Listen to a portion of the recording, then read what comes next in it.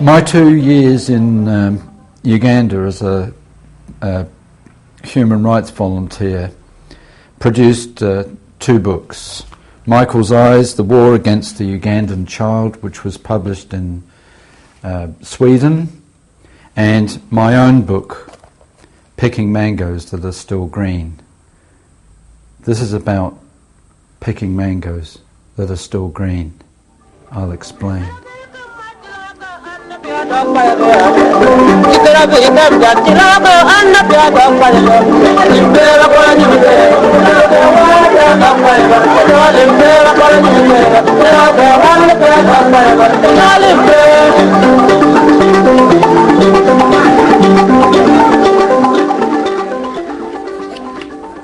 Many of us do not accept the rhetoric of the so-called war on terror.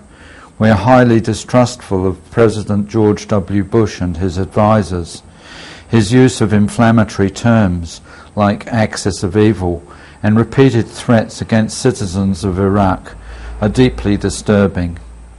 We think this man and his advisors are behaving like psychopaths who do not appreciate the value of human rights. The first poem in this book is called Impressions of a Catastrophe, and it's really what my day was like on Wednesday the 12th of September 2001 when I got the news about the World Trade Center bombing. Impressions of a Catastrophe. Every rifle is a classroom, every bullet is a book, every boy can be a father or a soldier in the slaughter.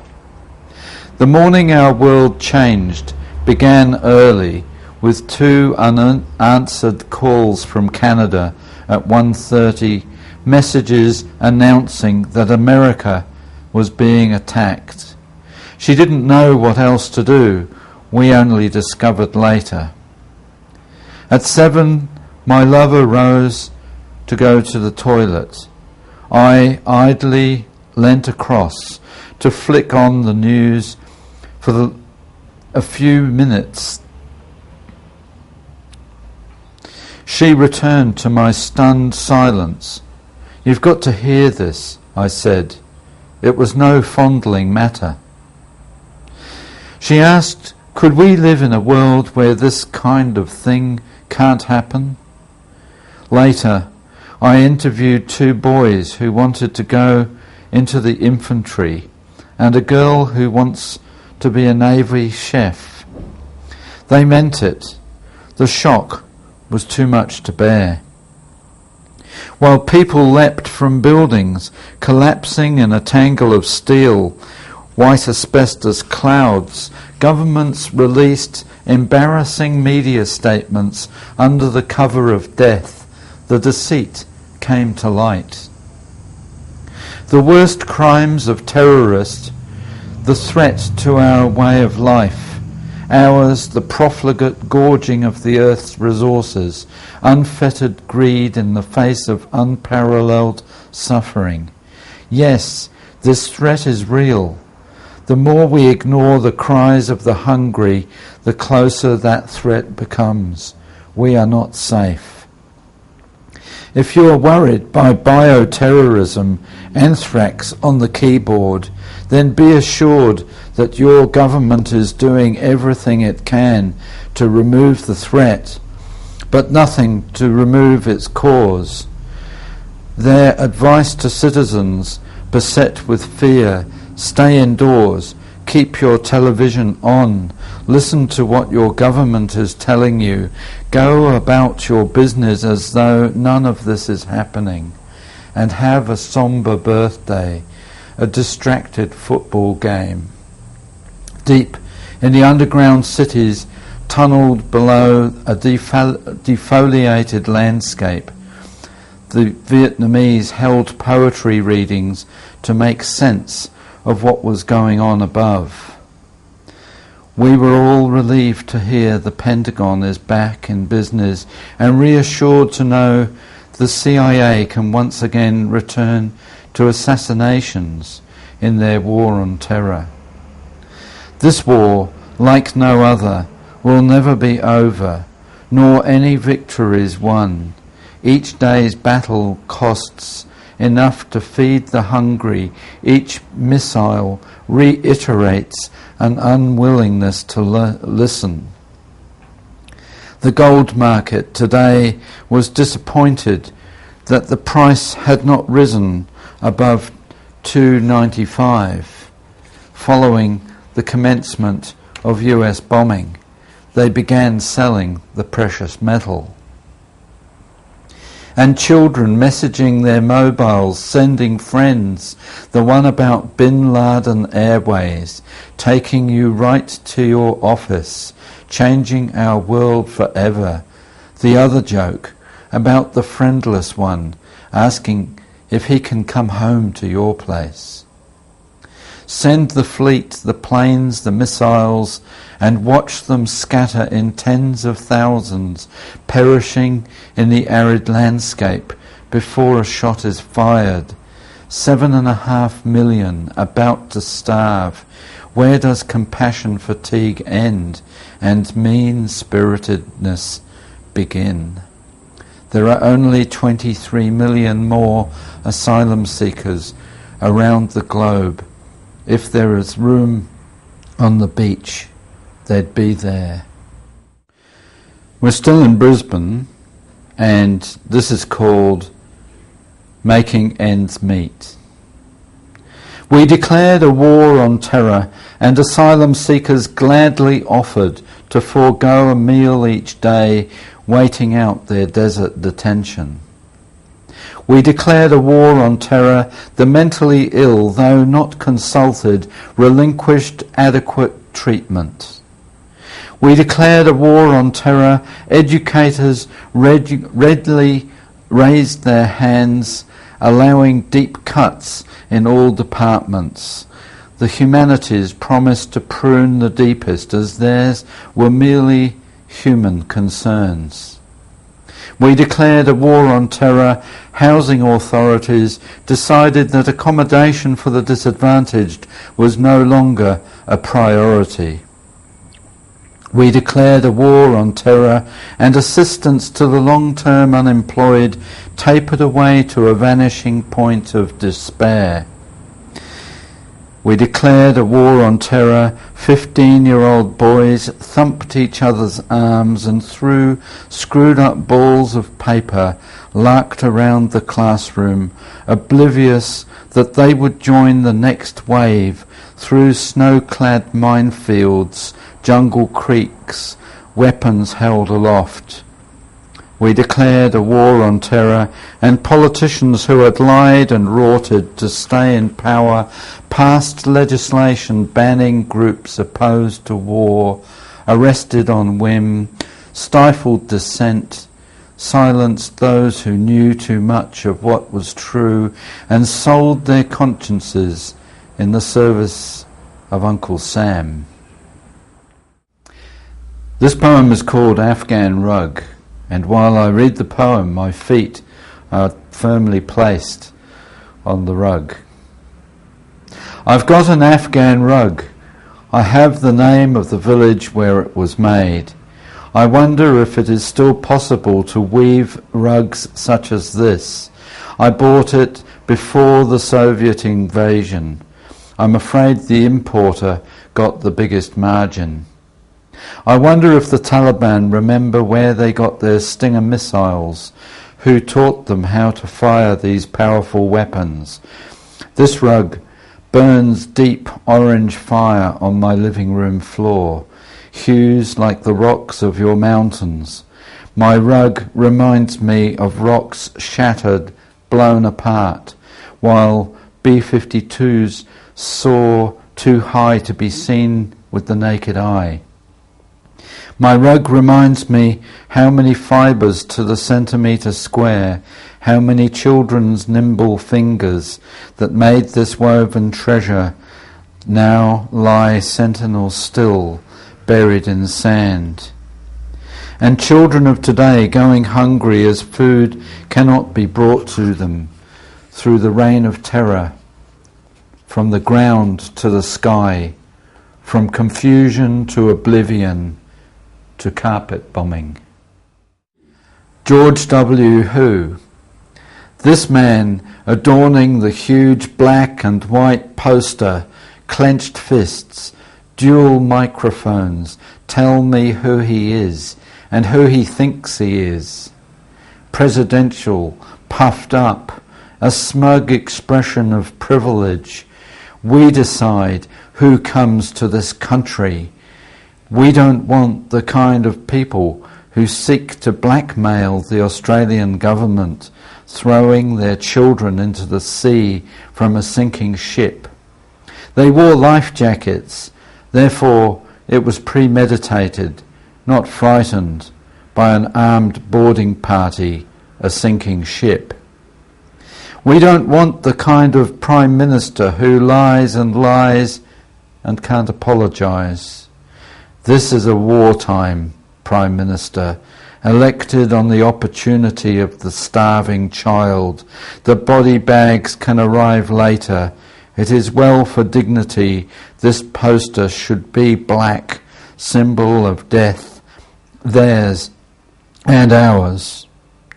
Proud to stand in the shadow of this man, no shame could be deeper. So, Rowan and I went to Uganda.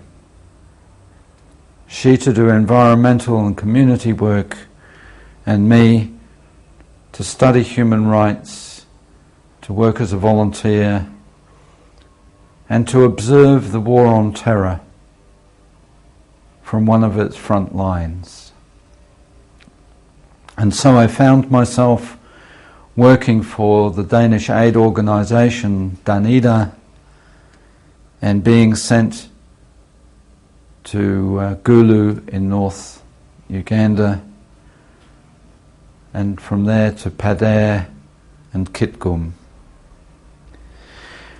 And in a little school in Pajule, I learnt some lessons about what the war on terror meant to the poorest people in the world. And this poem, like the book, is called Picking Mangoes That Are Still Green. We sat as adults at tiny, deep-gouged desks, a rough, unfinished classroom, discussing development and gender issues, Hussein waving and pointing his pen, unreconstructed, trying to get the hang of it. In the sunshine I could hear stones landing on the iron roof, and laughter of spirited children in the branches of the mango tree. The school ground, a grove of mangoes. Hussein has photos in the hundreds, burnt out vehicles, slain bodies, brutally burnt and machete-hacked acholi, torched huts, ambushed trucks. In the sunshine, the children are running, laughing, skipping, as they pick green mangoes, bite and spit the skin, suck on the fruit. Hussein travels the danger zone, the camps, the people in despair, arranging schooling for scattered children in shock from dislocated villages, and this one, and the little school in Pajule that I remember, for its swarm of ragged, barefoot children. The large smiles when everyone wanted to get on camera, fallen silent now, as dead mangoes drop unwanted to the grass, and Hussein arranges exams that may keep some of them at a school of some sort, somewhere, for a little longer. This poem is called Development Rights. Our work as aid workers in Africa is punctuated with workshops and conferences and fragments of time spent in luxurious hotels. Development rights. We should all enjoy the inherent right to workshop endlessly at international hotels, seduced by calm and hygiene, on the veranda, by the pool, in evenly lit air-conditioned rooms of carpet, dressed tables, comfortable chairs. Ours is a God-given right to nice refreshment breaks, sumptuous lunches, polite service, English gardens, swaying palm trees, spectacular views of Lake Victoria, continuous power almost.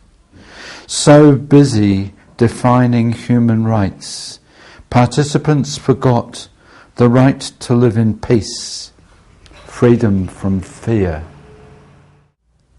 This is a very complicated story because those people who are aware that there was a war going on in northern Uganda against the Lord's Resistance Army led by Joseph Kony will probably know that Joseph Kony was busy abducting children. What they probably don't know is that the Ugandan army, the UPDF, also abducted children. This is a story about the rescue of some of those boys. It's called Seminal Secrets. I found myself pacing like a leopard, wanting a share of the sensitive news, the feeling of filling time with nothingness, politely viewing the chapel, the laundry, the pit latrines, welcomed with unctuous piety, a hint of discipline. And this is where the internally displaced were accommodated during the conflict time, he intoned. Laminex tables, crumbs, plastic cups, a vaguely institutional detergent smell, the refectory with its broken windows, viewing fields that rebel fighters could at any time traverse, meet little resistance, save that God would protect his followers.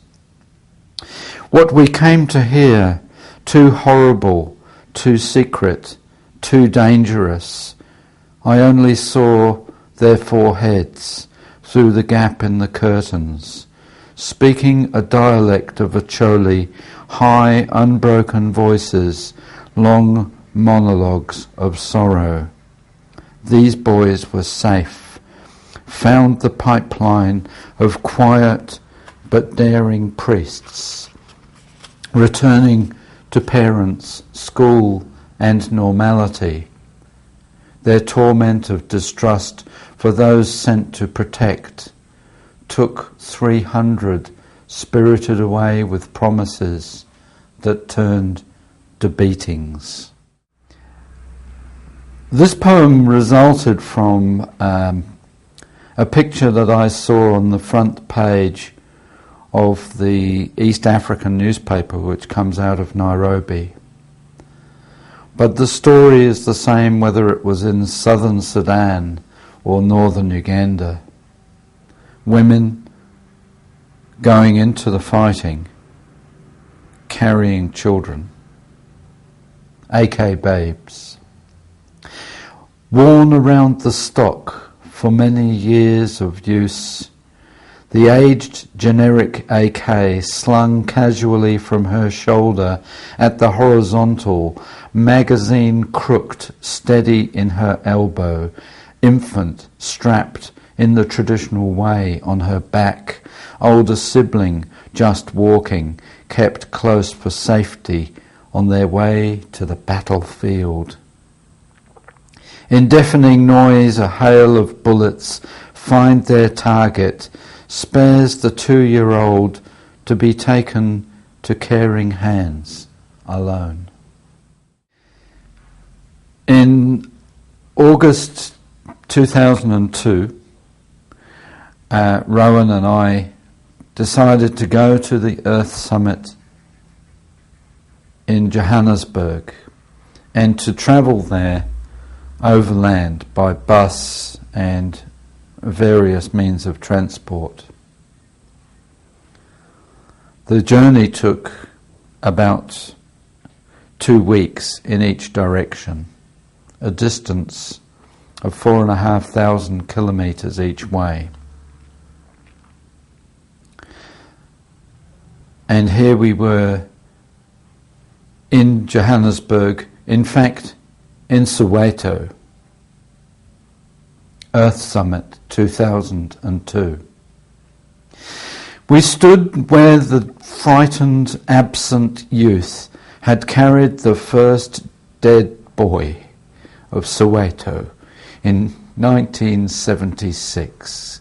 We saw where Sisulu lived and Clinton ate with Mandela. We wrote our slogans in the dust of Alexandra and marched to Santon's towering mall. So there was some kind of show for an earth that was set for business as usual and greenwash and poverty, with sustainable statistics and biodiversity, with extinctions we no longer need count, and a Joburg not changed enough to matter, complacent in its leafy razor wire, numbed in its desolate extremities. So on our way back from the Earth Summit in Johannesburg, we passed through Zimbabwe and finished up at Livingstone in Zambia, where we met an Australian guy who was delivering an Iveco delivery van from Johannesburg to Arusha in Tanzania. So we decided for $50 to go the next 2,000 kilometers with him. We landed in Arusha on a rainy night, and the next couple of days were also rainy and overcast. So we spent 2.5 days observing the United Nations Tribunal on the Genocide in Rwanda at the courthouse or the conference centre in Kigali. And while I was waiting for Rowan to come out of the toilet, they brought the defendants through the same corridor where I was standing. And I brushed against, practically, one of the main genocidaires of the Rwandan genocide, Colonel Bagasora. Arusha's story of Kigali. Less than 1 metre, the suits, the handcuffs, the heavy expressions, 4 men accused, orders of genocide, met in the corridor. Behind bulletproof glass, the theatre of meticulous dissection, lit for the cameras, extreme adversarial, with objections, admissible evidence, a protected witness who was dead, providing a lighter moment. 6 years of waiting, names of places and events, Mukarange, Rukara, Kiziguru, documents, dates, signatures, minibus transports, logistics, training sessions, indoctrinations, issues of weapons, invoices, quantities, locations, questions, refreshments, food, alcohol, drugs, lists of traitors for elimination. Musketes in French are not mosquito nets in English. A cordelette is a rope tipped with metal. Only some need R4s or KVs. If spears, bows and machetes can kill the defenceless just as swiftly. And on a Bisacero hilltop, retissage meant clean-up of Tutsi civilians, half-starved, ragged, who dared to resist the repeated attacks. Whilst transfixed, my head is in flight. Nuremberg, Tokyo, Milosevic, Pinochet, Kissinger, Bush, Saddam Hussein, East Timor, West Papua, Tibet, Palestine, and Pol Pot, who died of natural causes without conviction. This is called hate radio. Cool and slick, like a warm afternoon, a sweaty night, of flashing lights and a pounding beat, songs that have a catchy line and a message that resonates like someone unseen whispering in our ear. Bright and upbeat, laden with quips, announcer banter, talk about... I'll start this again. Actually, you know what worked very well? When you're reading and you look at the camera because you're engaging. Yeah, I can't remember the lines though. No, I wish. Every so often look up. Yes, I should do that. Yeah, I meant to say that. Okay. Yep. This is called hate radio. Sorry, say it again. Okay. Still in Arusha and with the court case, this is called hate radio.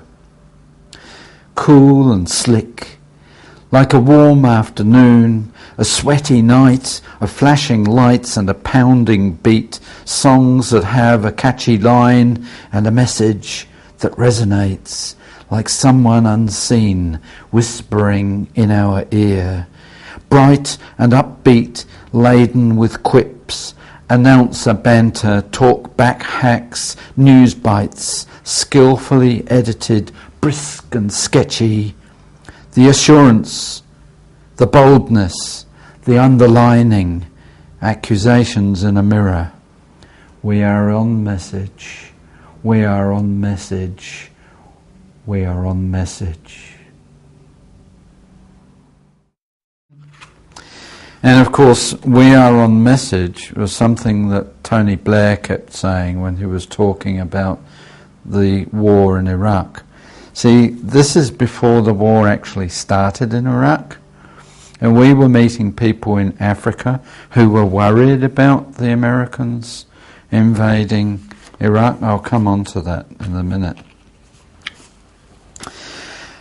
One of the jobs that I did after I got back to Uganda was to go to Kasese for the European Union, EU, Human Rights and Good Governance section.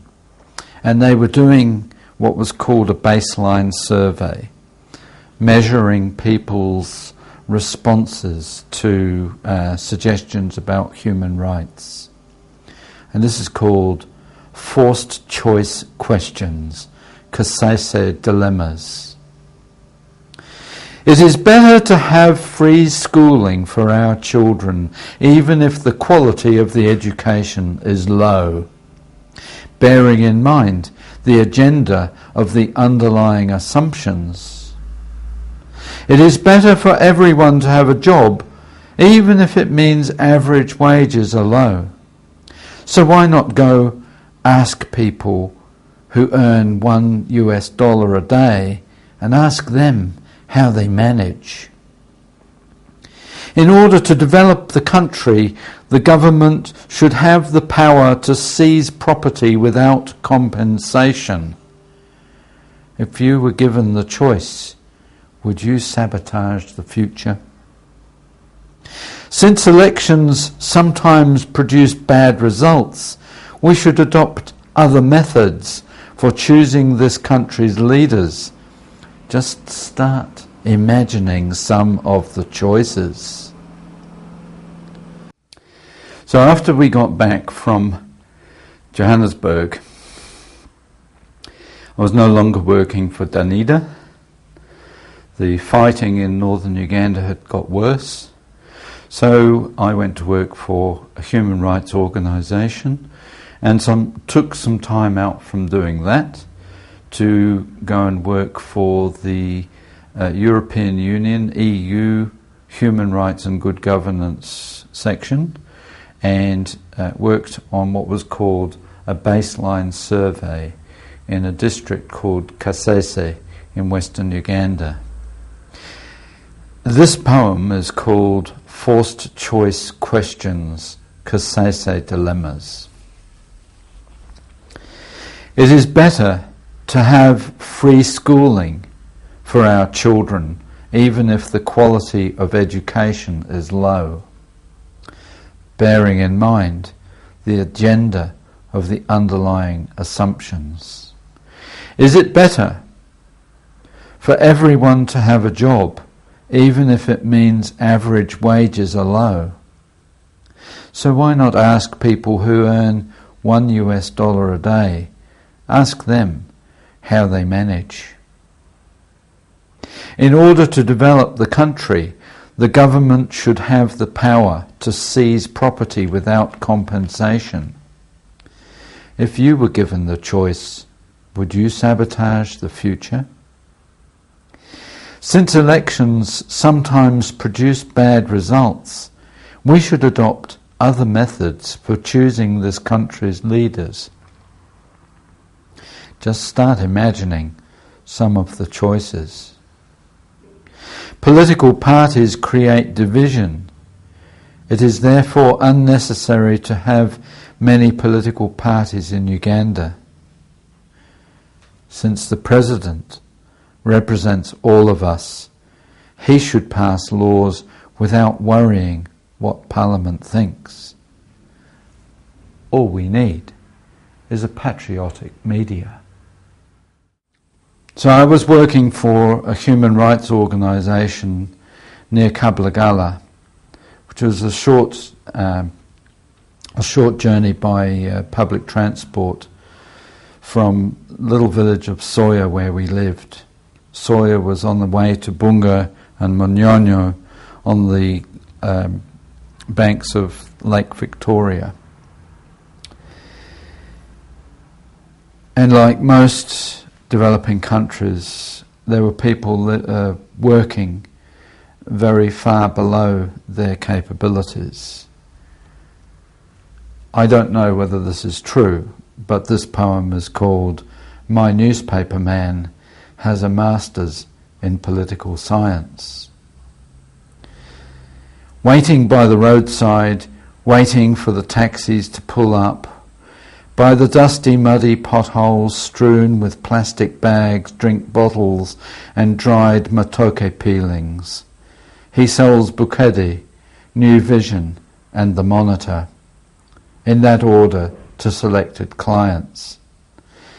Battling the traffic and the low air quality of Kampala, Kablagala stage, stagey, stage. The taxi stops. He steps forward. He knows I can't afford to get the paper every day. He knows I can't read Luganda. That's obvious. He knows I never buy New Vision ever since the helicopter story shot down by a rebel army.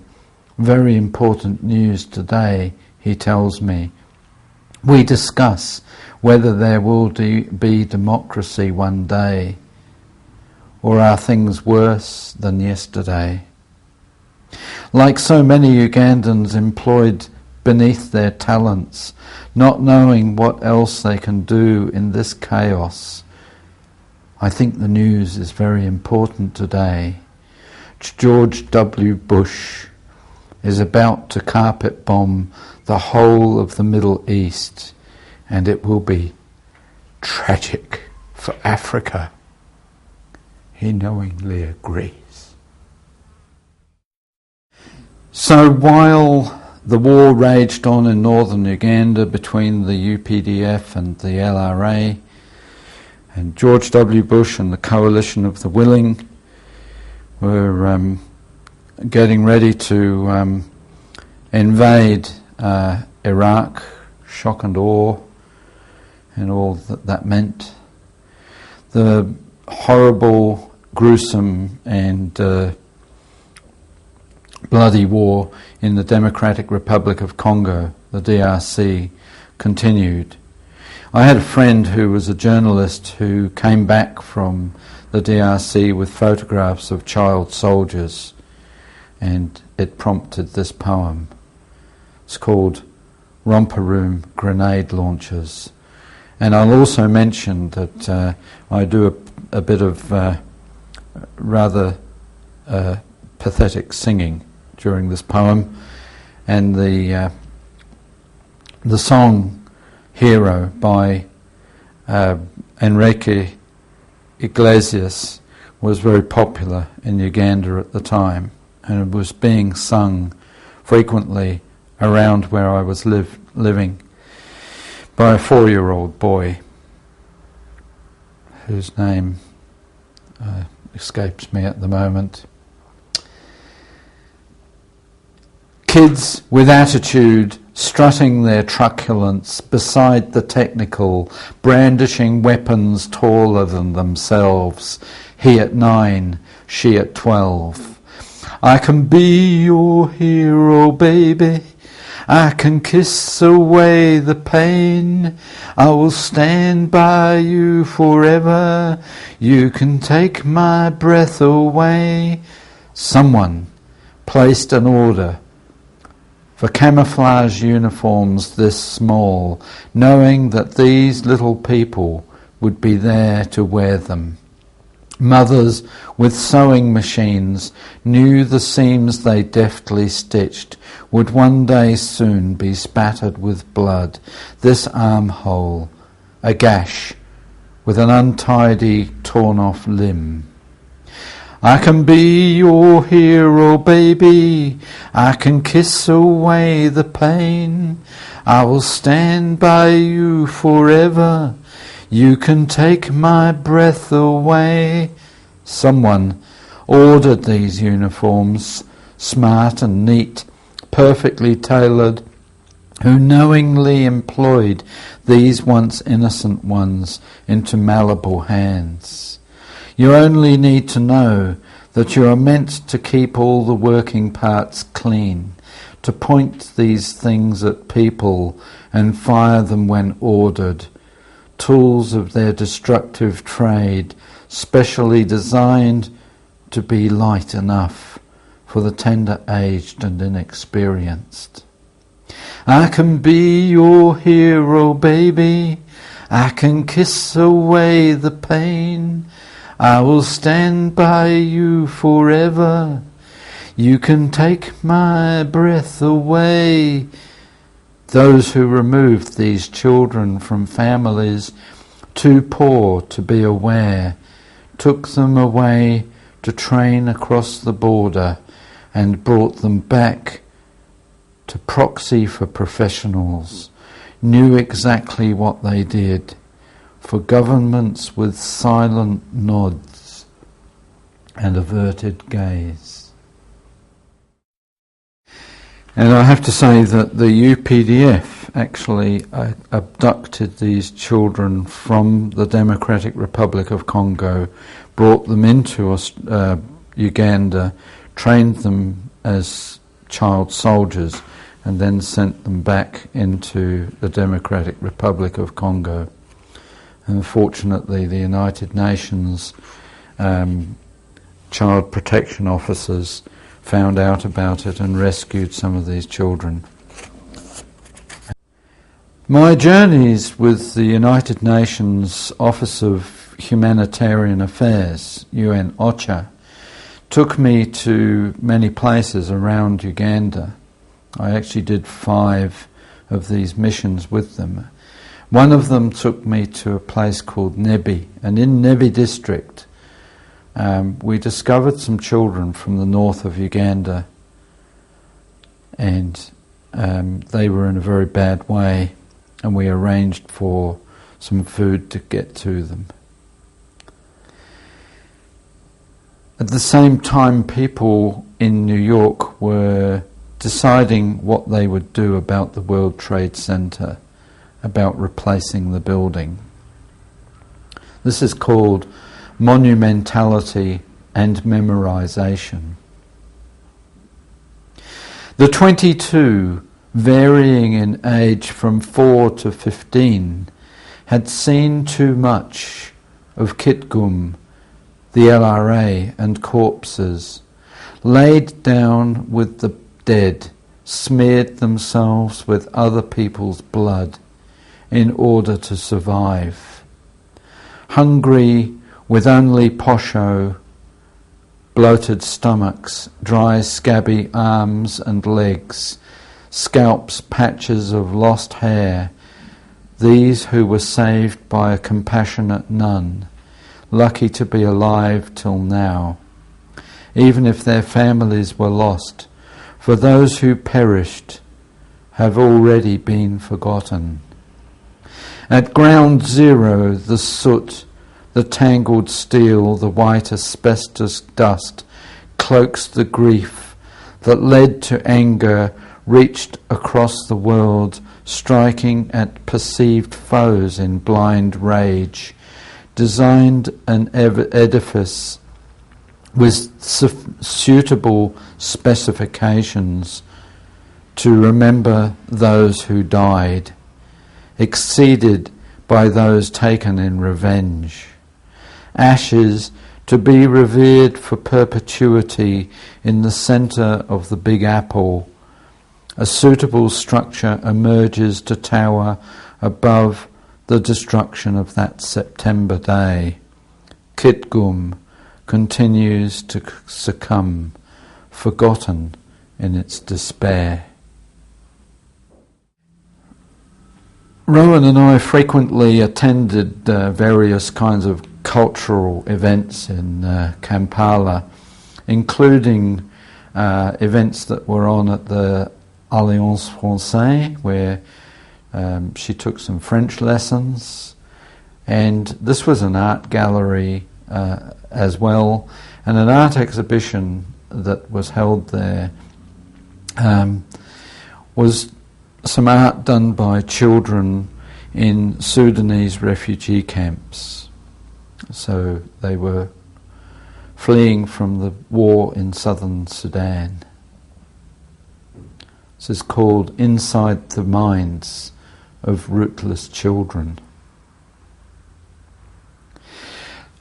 The children who knew fear, heard gunfire, saw death, felt hunger in their bellies, envisaged vermilion skies, poster green fields, happy yellow clouds, iridescent chameleon standing out from its silver log in azure and purple, conspicuously catching the light.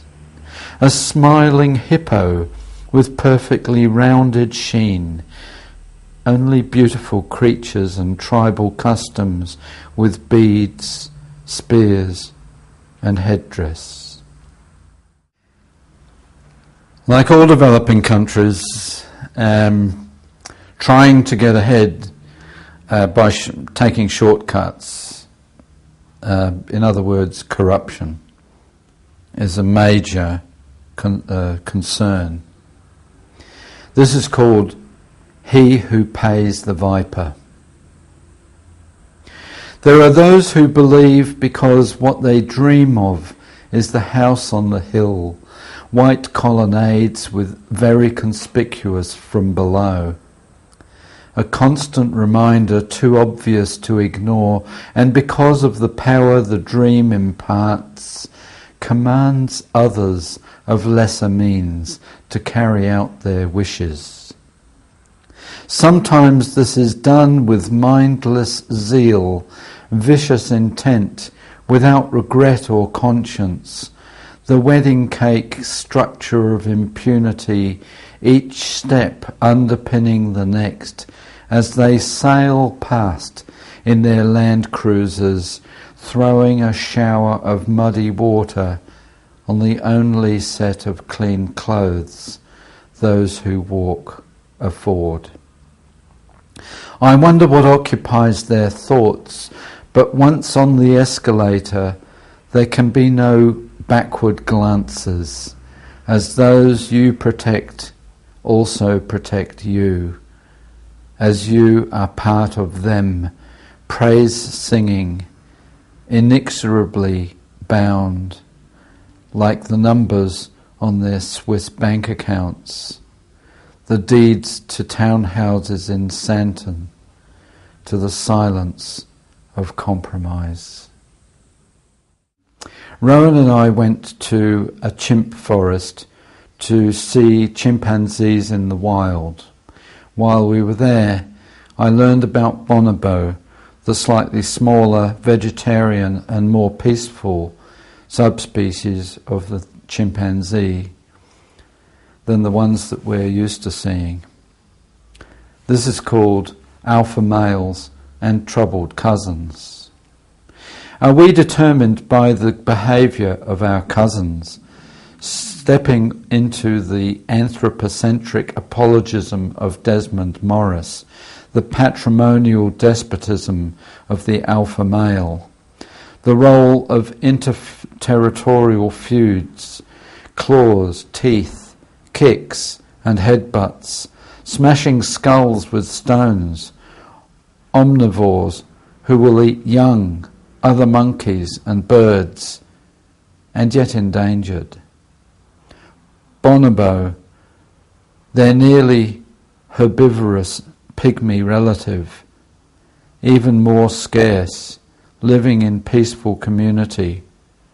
Why should cousins of the forest be our excuse? The war in northern Uganda also took a terrible toll of the soldiers of the UPDF. And on my several visits to the north of Uganda, I noted the appalling living conditions, the poor equipment, and the low morale. This is called deserting the fray. Perhaps you didn't hear about the Israeli tank commander who refused to go on driving through Palestinian homes, following a long tradition of Jewish discourse exercising his conscience.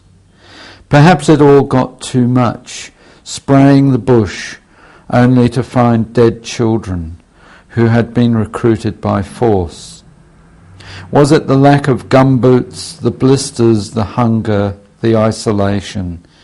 Quietly, you left your assault rifle leaning against the wall of Gulu police station and took the bus. No useful skills, glazed by the noise of battle, no money, no job, no safe place, when enough was enough. On my final trip to Pader to do a report on the situation of the civilian population, I wrote several poems about the experience of going to the internally displaced people's camps. And this was written in Pader. Patrick's secure mango tree. We were making a statement. Somehow I knew this was something significant. It was what we were saying about human security. Hussein swung in with the big Sony on his shoulder. I switched on the digital recorder. Patrick wanted to explain about the food gardens and this mango tree. We agreed this story was about the secure mango tree. Patrick told us about the people's fear to come to this spot to dig, to gather wood, because the rebels could take you and kill you from here. But now, at this time of speaking, Patrick said this was safe. People felt okay, a secure mango tree, but no one knew for how long. On my return to Kampala, I came face to face with what torture meant in a military dictatorship. And I visited the conference centre where they were having yet another workshop about the war in northern Uganda, and I met somebody who regrettably later disappeared, probably as a result of the documentation that he managed to deliver to me. This place, this conference centre in the basement, was where Idi Amin had tortured people, and according to my source, was still being used for torturing people.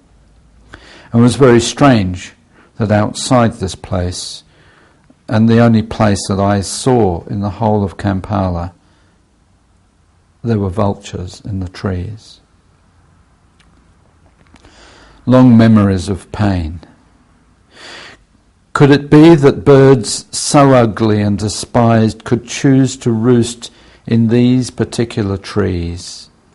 Here in the centre of Kampala, with all those flagpoles, in view of Parliament and in front of the Nile Hotel, once used for torturing those who dared oppose the one appointed by people who believed more in intelligence than in human beings. And yet, their solemn demeanour suggests these birds have wisdom and long memories, still hearing the cries of pain ringing in their ears, as once again we go through the motions of ending the war in the north.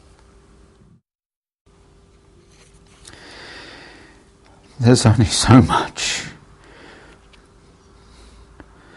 trauma that you can absorb interviewing dozens of people who've been tortured, looking at their wounds, listening to their stories.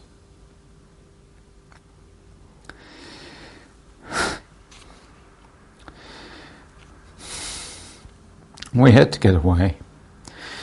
And we went to England and spent a few weeks, actually 6 weeks in England.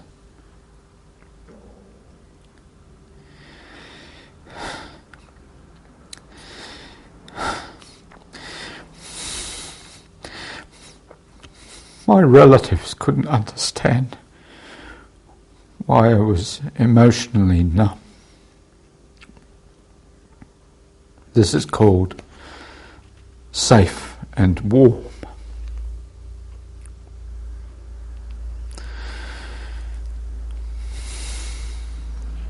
Come home, come home. The chocolate's warm, the voices whisper in my head, treading hard roads of grief. To shake hands with murderers, soldiers who had killed civilians, allegedly those whose trials had been postponed, whose case notes had been lost many years ago, and those whose charges of treason and terrorism need no explanation or trial except the nightmares worn on their bodies. In Flintstone cottages that stand for many hundred years, casually providing a contrasting backdrop of hollyhocks, the muffins hot and crisp, butter melting into the air spaces of their interiors, remembering how weeping sjambok wounds were filled with molten plastic, as confessions malevolently concocted found the signatures of shaky hands. Come home, the chocolate's warm.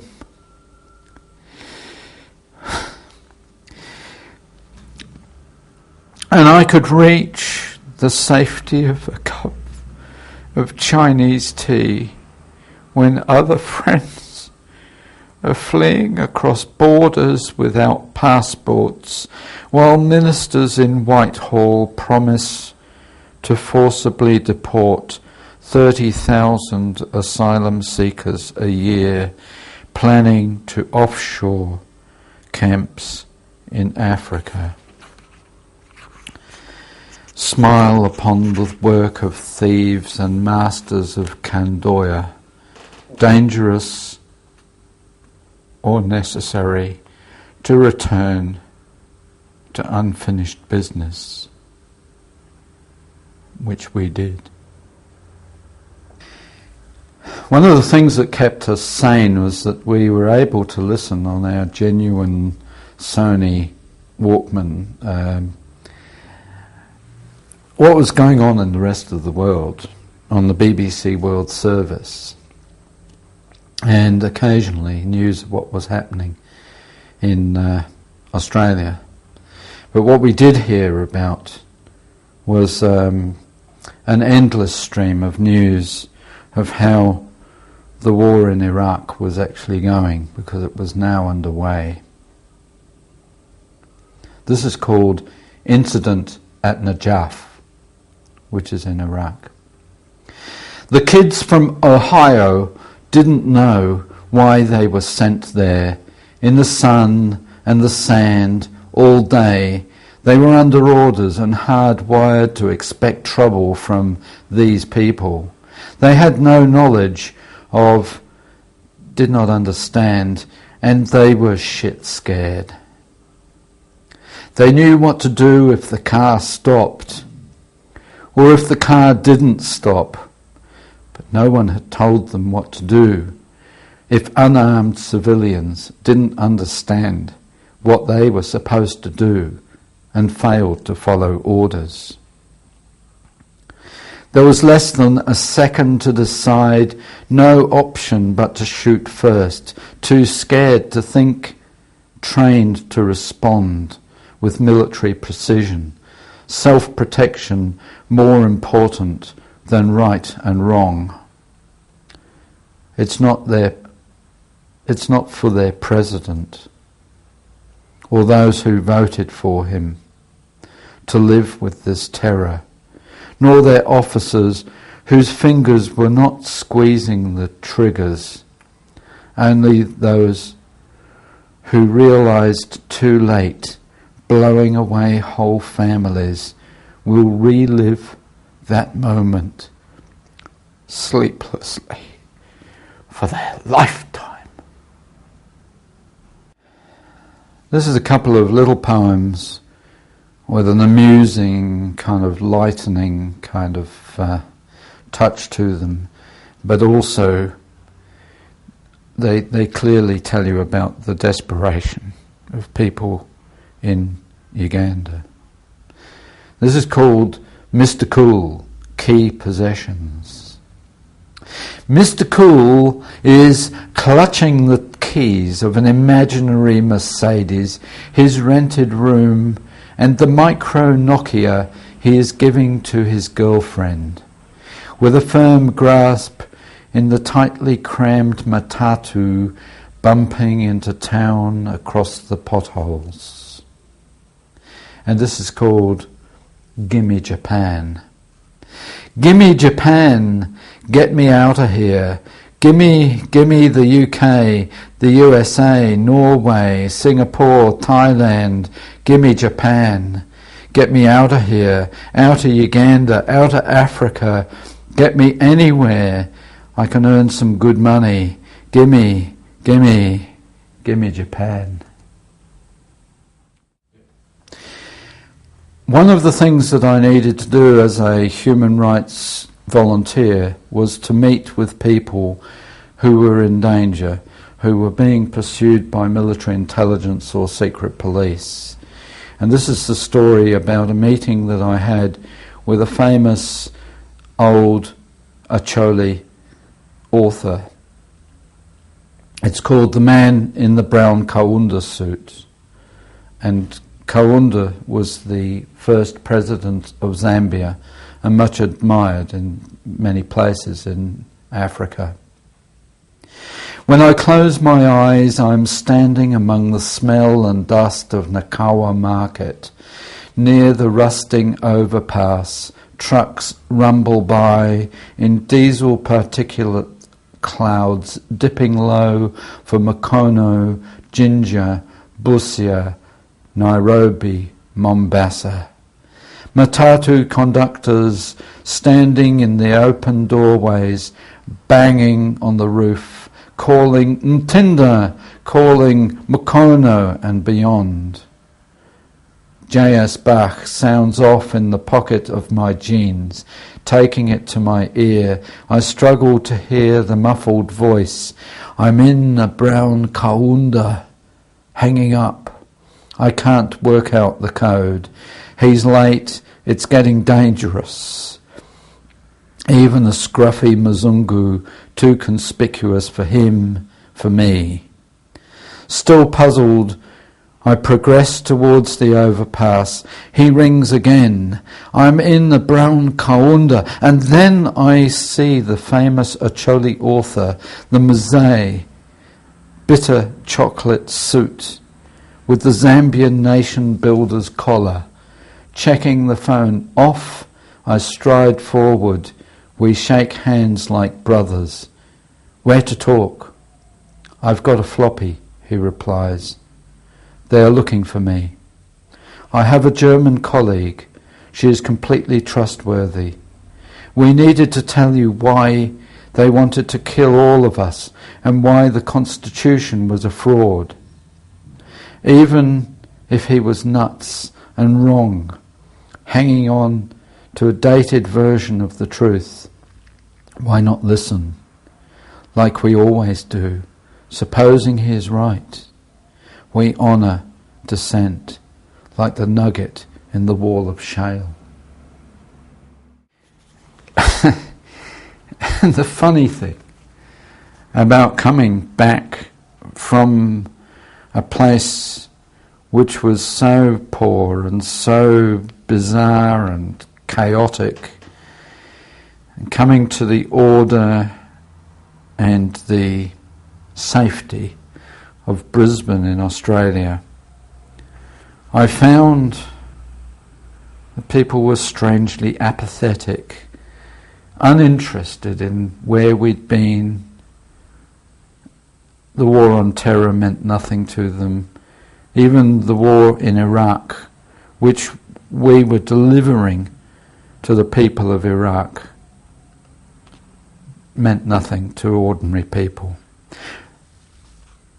And this came out of a meeting which I won't discuss further, but it's called Nice War This Year, Isn't It? It's so nice nowadays when you can have a war and not see any sign of it at our local shopping centre, and there's no rationing, no mess, and business is doing well. I can't understand those people who complain about our PM, saying that he tells lies. you shouldn't expect someone like that to worry. And if you have a loved one who gets, deployed or something, you just learn how to manage the big garden and 2 strapping dogs, don't you? This is a poem that I'd written some time before, but it fits here. And it's about New Farm, and it's about the opulent lifestyle. It's called War Darlings. The gorgeous darlings were perched at their favourite spot, eating and striking attitudes, glass of wine in hand. And the food was divine, the place fabulous, the service amazing, the waiters cute. The sun was shining, the palm fronds fluttered obligingly in the wind, till someone mentioned war. Then they all started giggling and ordered more drinks.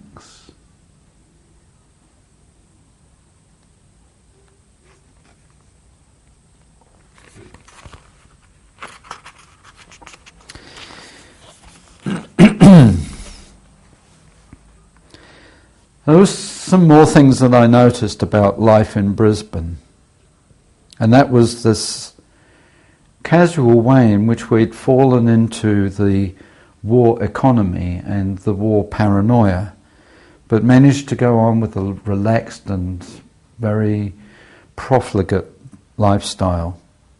This is called War is a Fashion Statement, don't you know?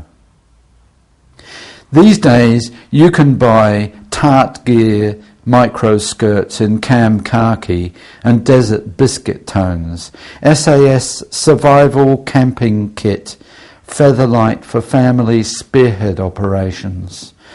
I rescued a cam holster from Kampala's mud to stash my Nokia phone, rather than have Africans mimic Mzungu wastefulness, and I wear it as an anti-statement. But have you noticed the dress code of Liberian rebels, the New York street gang names they award themselves, bandanas and mirror shades, real tossers and bloody dangerous at 12? Have you watched the high pyrotechnic Foxtel News action-packed images of carnage in Fallujah? Plenty of smoke and flame, carefully avoiding the shredded limbs of grandmothers. Have you tried doing microsurgery on babies hardwired to your iPod with burn motherfucker rap breaking your eardrums? Feel it pulsating in your veins. Now you can download the song to your cell phone so it becomes your ringtone, and you can enjoy mass murder with every incoming call. Have you noticed how, like a creepy new belief system, the sacrament of the unknown soldier is taking over public religious observance, yet the limbless and despairing silently disappear into their slums, unthanked by the triumphals? An F-111 flypast somehow enhances a river festival with special tricks from Black Hawk choppers, militarizing our government-sponsored entertainment. The references to war in our sports commentaries, business speak and marketing jargon, and personal development, having a moral compass, is just plain postmodern, unfashionable. Till our resilience is wilted under a firestorm of empathy-free napalm Are you ready to be frightened by smirking politicians visiting a sanitized shopping mall near you soon? This was a story that came out of Iraq, which took me back to Africa. It was Colonel Tim Collins' so-called amusing incident of the SLR. This is a British self-loading rifle found in Sierra Leone. It's called the providence of the gun. Most times, no one can tell the money trail, the secret deals, the strange alliances, the counterintuitive patronage of powerful states, resource extraction, arms insertion, private armies, militia mayhem, how covert leads inexorably to cover-up, and how a crisp, clear Londonderry afternoon in 1972 took out Michael Kelly and a dozen more. Kept from forensic scrutiny, one para's shameful 29 SLRs with too much history. There was nothing to be proud of on that day, and grieving bogside families tasted the lethality of SLR's objective contempt. Their disappearance, supposed destruction, conveyor belt to new tasks in tropical forestry. The West Side boys, wearing bizarre clothing, women's wigs and flip-flops, being almost perpetually drunk, not a pushover, as they say in military circles, those who know through close familiarity and training. Colonel Cambodia, a murderous joke. Brigadier Papa Bomb Blast from Masiaka, Okra Hills. Specialists in rape and pillage, well equipped from the outside. The people who brought you Pol Pot, Osama, Saddam, Augusto Pinochet lovingly bestowed the kind of development aid for Africa awash, swimming in Kalashnikovs, burnt villages, a handful of diamonds without hands.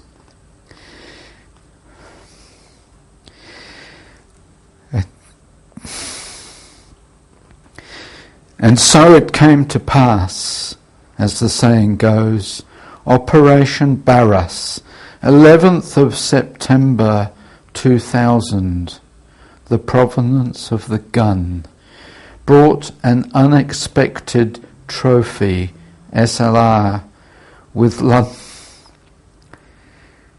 Londonderry Bogside serial number.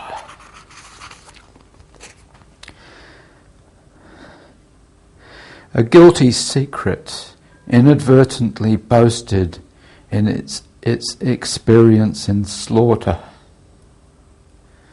For Michael Kelly,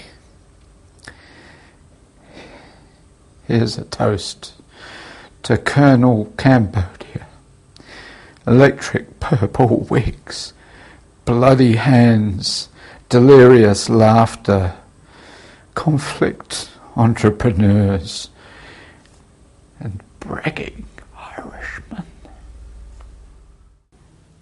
One of the stories out of Iraq which came to my attention was the story of American soldiers who had used their digital cameras to photograph the bodies and the remains of Iraqis who they had killed, and posted them on the internet in exchange for